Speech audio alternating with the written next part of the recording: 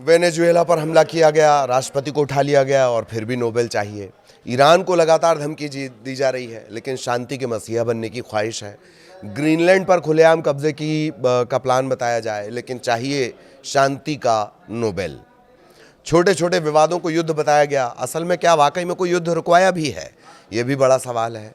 आप समझ गए होंगे कि किसके नोबेल की अटूट चाहत की हम चर्चा कर रहे हैं। पिछला शांति का नोबेल मिला नहीं, इस बार शुरुआत से ही, जनवरी से ही ऐसा लगता है कि पेंटागन से एक कैंपेन शुरू कर दिया गया है। नमस्कार, मैं ललित प्रजापति।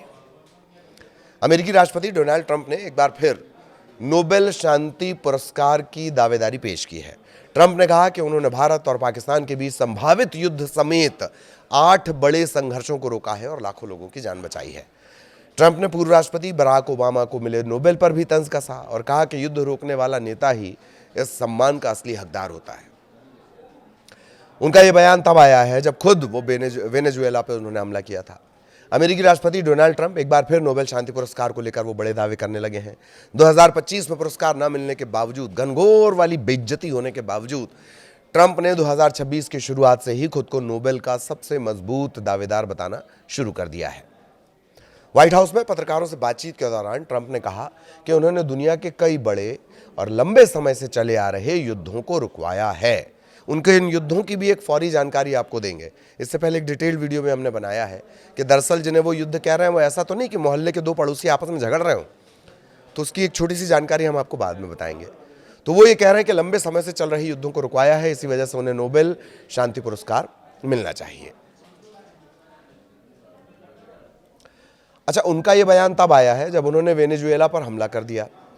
ट्रंप ने यह दावा किया कि उन्होंने कुल 8 बड़े संघर्ष खत्म कराए हैं, युद्ध में बदलने से पहले ही उन्हें रोक दिया गया। कई जो टकराव हुए तो 25 से 36 साल, 30 साल, 2 दशक, 3 दशक, 4 दशक से चले आ रहे थे।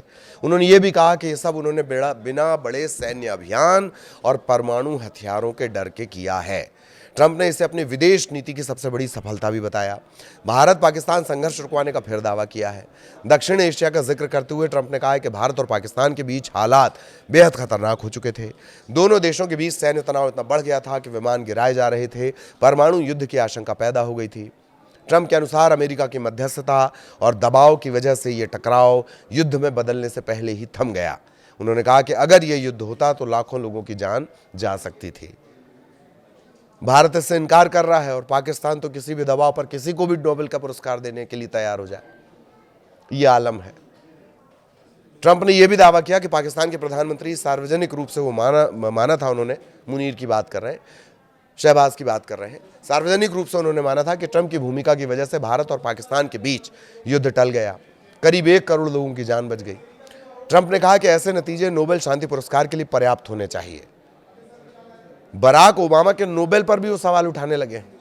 ललक देखिए कितनी बढ़ जाती है। इच्छा, ललक, फिर वो हवस में तब्दील हो जाती है, भूख में तब्दील हो जाती है। वो अपने ही देश के पूर्व राष्ट्रपति को दिए गए पुरस्कार पर सवाल उठा रहे हैं। अपने बयान में ट्रंप ने पूर्व राष्ट्रपति बराक ओबामा पर भी तंज कसा। उन्होंने कहा कि ओबामा को राष्ट्रपति बनने के कुछ समय बाद ही नोबेल शांति पुरस्कार दे दिया गया और खुद ओबामा नहीं जानते थे कि उन्हें यह सम्मान क्यों मिला है। ट्रंप ने कहा कि अगर युद्ध रोकना नोबेल का मापदंड है तो उनका रिकॉर्ड कहीं ज़्यादा मजबूत है। ट्रंप ने यह भी कहा कि रूस के राष्ट्रपति व्लादिमीर पुतिन ने भी उनकी तारीफ की है। वो तो ये तक कह रहे हैं कि पुतिन ने माना कि जिन संघर्षों को रूस सालों में नहीं सुलझा पाया, उन्हें ट्रंप ने बातचीत और दबाव के जरिए खत्म कर दिया। जब ये पूरी तकरीर वो कर देते हैं, उनके पिछलग्गू नेता ये कैंपेनिंग शुरू कर देते हैं, तो ट्रंप ये ज़रूर कहते हैं कि वो पुरस्कार के पीछे नहीं भागते। उनके लिए सबसे अहम बात लोगों की जान बचाना है, खासकर उन हालात में जब परमाणु हथियारों वाले देशों के बीच तनाव हो।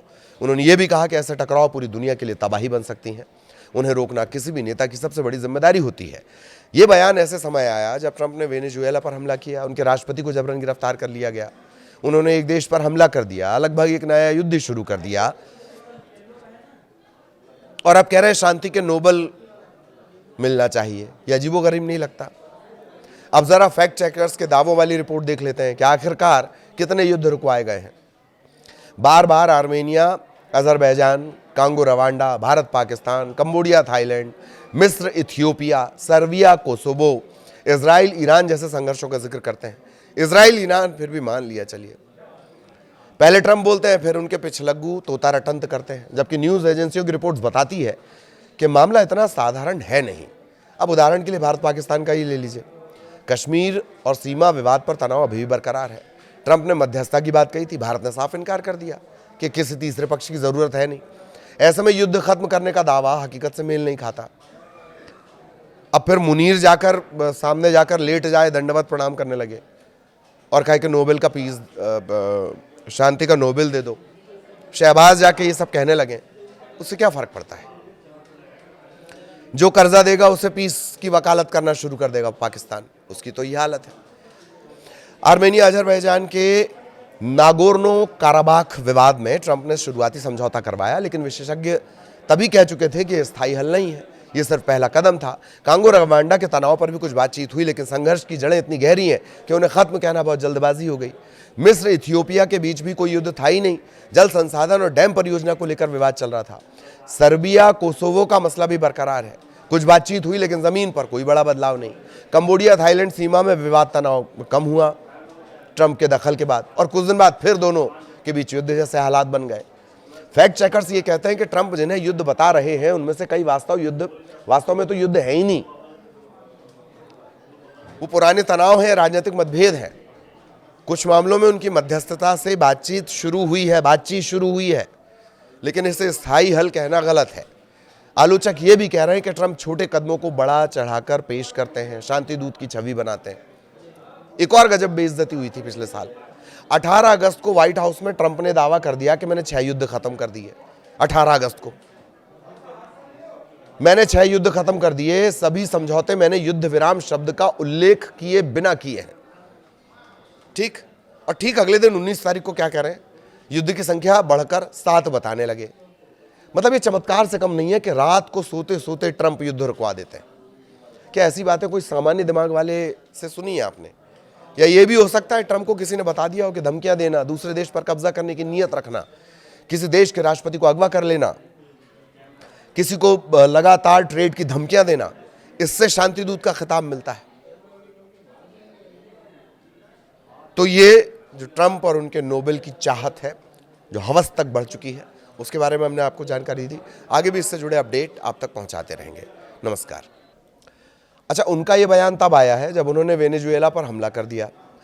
ट्रंप ने यह दावा किया कि उन्होंने कुल 8 बड़े संघर्ष खत्म कराए हैं, युद्ध में बदलने से पहले ही उन्हें रोक दिया गया। कई जो टकराव हुए तो 25 से 36 साल, 30 साल, 2 दशक, 3 दशक, 4 दशक से चले आ रहे थे। उन्होंने ये भी कहा कि ये सब उन्होंने बिना बड़े सैन्य अभियान और परमाणु हथियारों के डर के किया है। ट्रंप ने इसे अपनी विदेश नीति की सबसे बड़ी सफलता भी बताया। भारत पाकिस्तान संघर्ष रुकवाने का फिर दावा किया है। दक्षिण एशिया का जिक्र करते हुए ट्रंप ने कहा है कि भारत और पाकिस्तान के बीच हालात बेहद खतरनाक हो चुके थे।